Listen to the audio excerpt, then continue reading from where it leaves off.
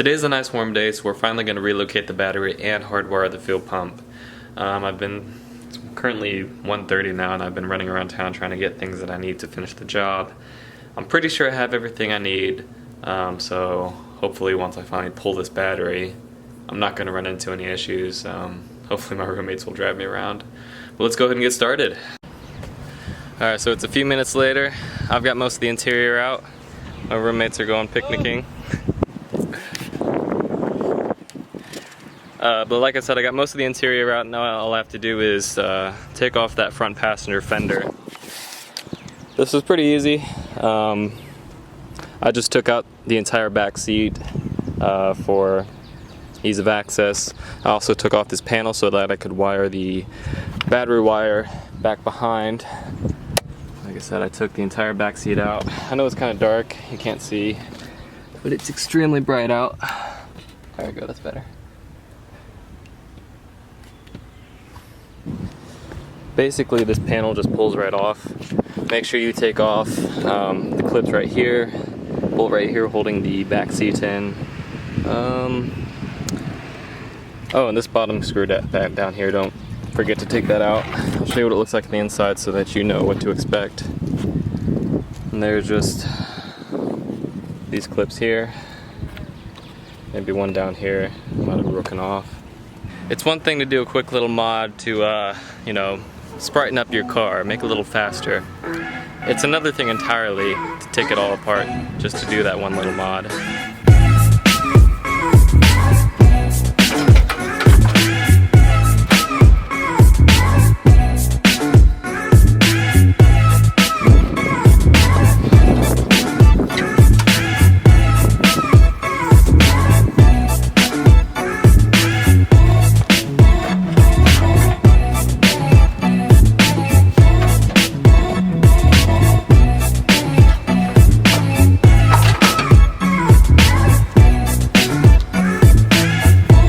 So we've got the car taken apart. We can move the wiring harness from underneath the wheel well to on top. The reason I took both fenders off is because I already have the front bumper off and I'm taking off the passenger side front fender.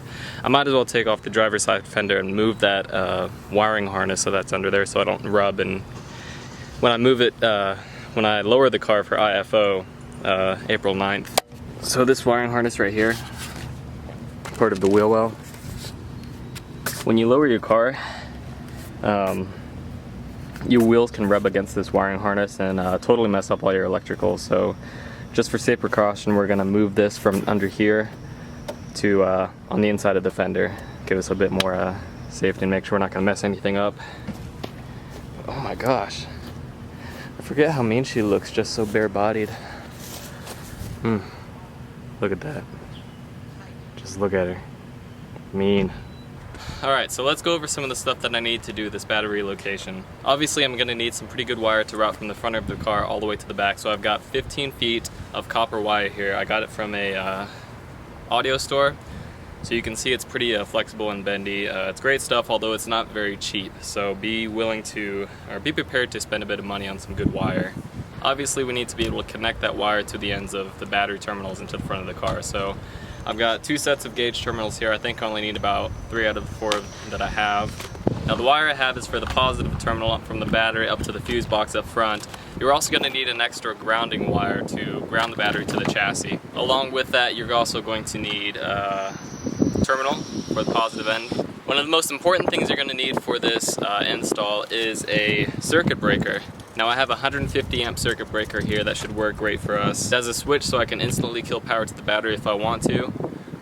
If I'm working on a car, it's going to be very handy. If I ever need to disconnect the battery, all I have to do is turn off the switch. Now I got 150 amps instead of 100 amps, just so when I'm starting the car, I make sure I have enough power to get that motor started. Very important piece if you do not want to burn down your car. Alright, it's currently 3:37 and got the interior off, got the front of the car taken apart. Now I've just run the 0 gauge wire through the car, so got it starting up here, running around through the shock tower, and down over through this grommet. There we go. I would run it across the fender, but I can't get it to, I don't know where this grommet leads.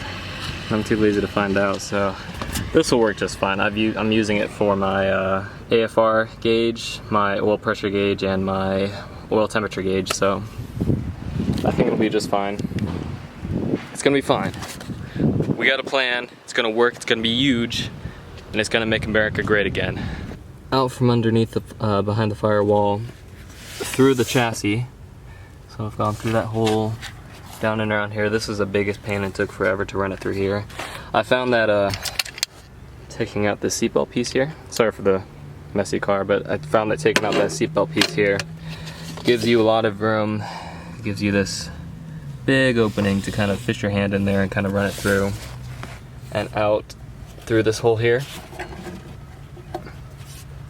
Got it running up across the shock tower into that hole back there, over to this entrance here, back to where my battery's gonna sit. So let's go. So 15 feet is gonna be more than enough for what we're doing here. So that's kind of the magic number. Get 15 feet of wire and you'll be set. Now the next thing to do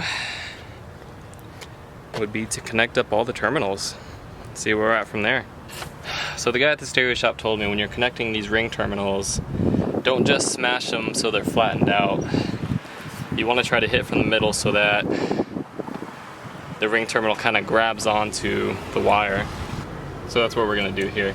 So the next thing I've done is mount up our circuit breaker so we can easily cut and kill power.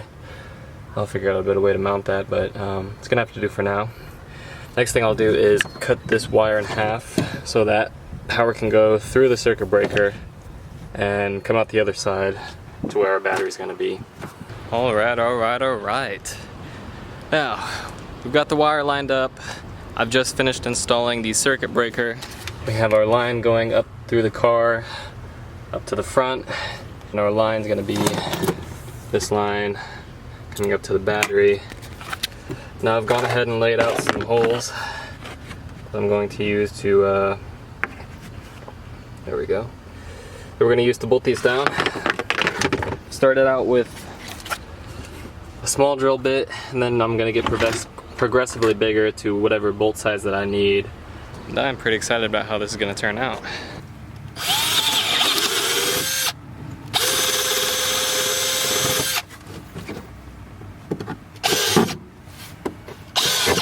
Finally got the battery tray mounted down.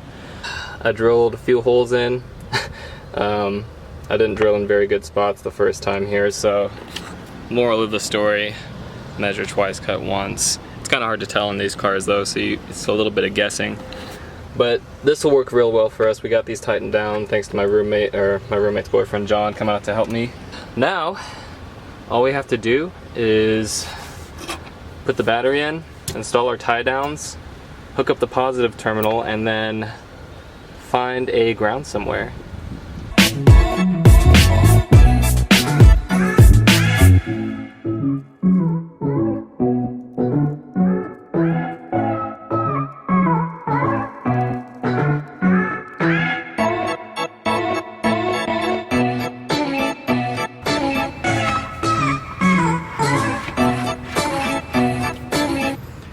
So this top piece is made of bungee. That is ridiculous. That is stupid. I'm gonna go back to the auto parts store and get a hard piece, because this just isn't gonna cut it. Alright, so I think we're done. I've made a complete mess. But before we put everything back together, let's go ahead and give a go through everything. I've grounded the battery to the chassis over here, tried to clean it up as best as I could without sandpaper. I'll go back with it later. We've got our circuit breaker hooked up. Line's going through the car all the way up here to the positive battery terminal. Now, this isn't the most proper way to do it. You should do it with a power block. However, I wanted to try it this way just in case I do mess this thing up. It's the first time I've tried it and I haven't really seen anyone else do it, so we'll give this a shot. If it doesn't work, then I can put the battery back in the original place that it was. Otherwise, let's see what happens. Let's go start it up. Circuit breaker on. Whoa, that's a good sign. All right, let's see it.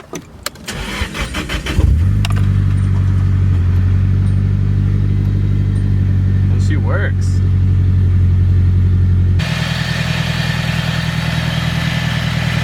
Took apart the entire car just to install the battery.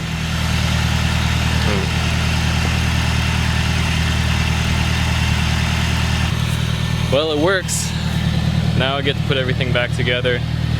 I'm not going to show you guys that because you don't want to see that. I'm not going to have time to install the fuel pump relay today, so hopefully I'll get to that tomorrow. But in the meantime, let me know if you guys liked the video. Let me know in the comments down below what you'd like to see next. Feel free to let me know what I did wrong and what I should have done better. Make sure you subscribe, like the video. But that's it for today, and I'll see you guys next time. Have a fantastic day.